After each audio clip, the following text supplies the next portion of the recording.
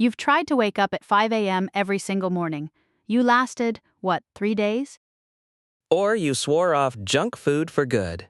And then there you were, at midnight, finishing a whole bag of chips. Here's the thing nobody tells you, it's not about willpower, it's not about motivation, it's about something far more powerful happening inside your brain. Today we're breaking down the real psychology of habits, why they're almost impossible to break, and the exact science-backed method to rewire them. Stay with us, because by the end of this video, you'll never look at your daily routine the same way again. So let's start with the uncomfortable truth. Most people think they fail at habits because they're lazy, but that's completely wrong. The real reason is something called the habit loop, a concept made famous by Charles Duhigg in his book The Power of Habit. Every habit, good or bad, follows the same three-step loop. Cue, routine, reward. Think about smoking. The cue might be stress, the routine is lighting up. The reward, a few minutes of calm. Or think about scrolling social media right before bed. The cue is boredom. The routine is opening Instagram. The reward is a hit of dopamine. And here's where it gets really interesting. Your brain doesn't distinguish between a good habit and a bad one. It just sees cue, action, reward over and over. After enough repetitions, the behavior becomes automatic. It moves from your prefrontal cortex, the thinking brain, to the basal ganglia, the habit brain. Which means at some point, you're not even consciously choosing to do it anymore. Your brain is just running a program. A program that can be thousands of repetitions deep. That's why willpower doesn't work. You're trying to fight automation with a conscious thought. The automation almost always wins. But here's what changes everything. What if you could actually edit that program? James Clear, in his best-selling book Atomic Habits, introduces one of the most powerful ideas in behavioral science, identity-based habits. Most people set goals, lose 20 pounds, read 12 books this year, run a marathon. But Clear argues that outcome-based goals are fundamentally broken, because once you hit the goal or fail, the habit dies. Instead, he says, ask yourself, who is the person you want to become? Not what do you want to do, who do you want to be? Someone who says, I'm trying to quit smoking is very different from someone who says, I'm not a smoker. That shift in identity changes everything. Your habits become votes for who you are. Each small action is evidence that proves or disproves that identity. This is backed by actual neuroscience. When we repeat a behavior, the neural pathway associated with it gets stronger. Scientists call this synaptic strengthening.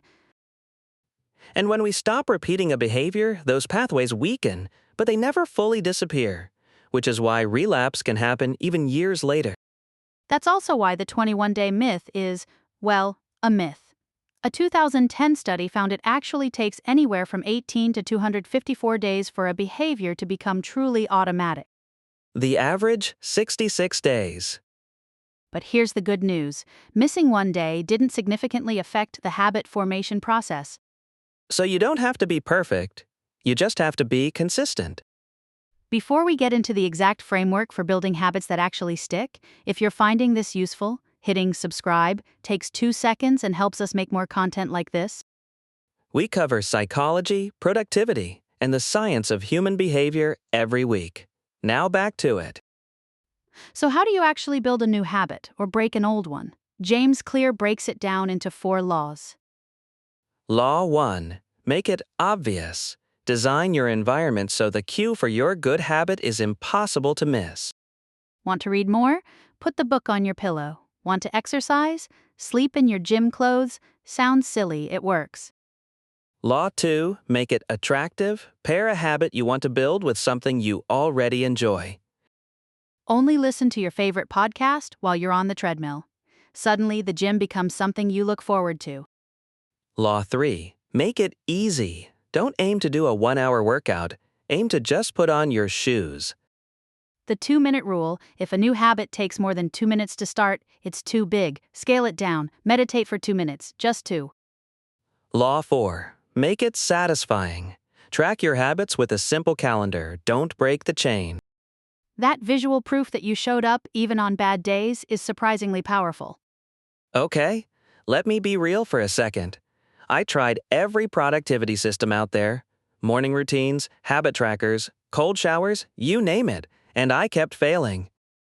What changed? I stopped trying to fix everything at once. I picked one habit, just one.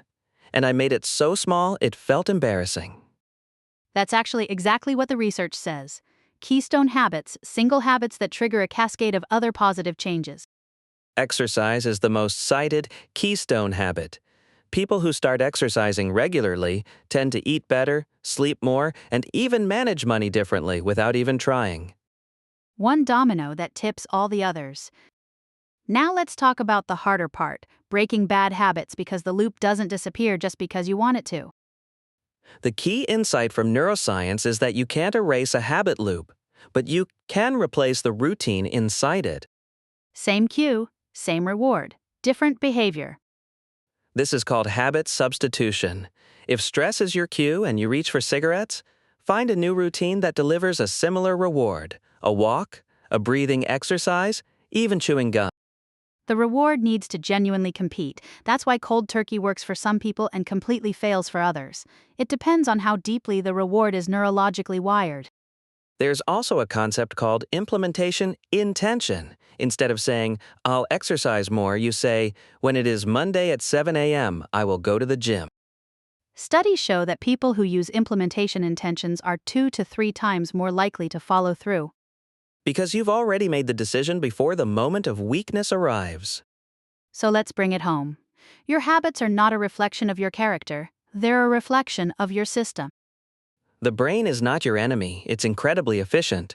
It automates what you repeat. The question is, what are you feeding it? Start with identity. Ask, who do I want to become? Then cast small votes for that person every day. Use the 4 laws. Make good habits obvious, attractive, easy, satisfying. Make bad habits invisible, unattractive, difficult, unsatisfying. And remember, consistency beats intensity. You don't need a perfect morning routine, you need a sustainable one. The 21-day thing? It's a myth. But 66 days of showing up, even imperfectly, can rewrite who you are. If you want to go deeper, we highly recommend Atomic Habits by James Clear, one of the most practical books ever written on this subject. And if you want more episodes like this, covering the science behind how we think, behave, and change, subscribe to the channel. We'll see you in the next one. Take care of your habits. They're taking care of you whether you know it or not.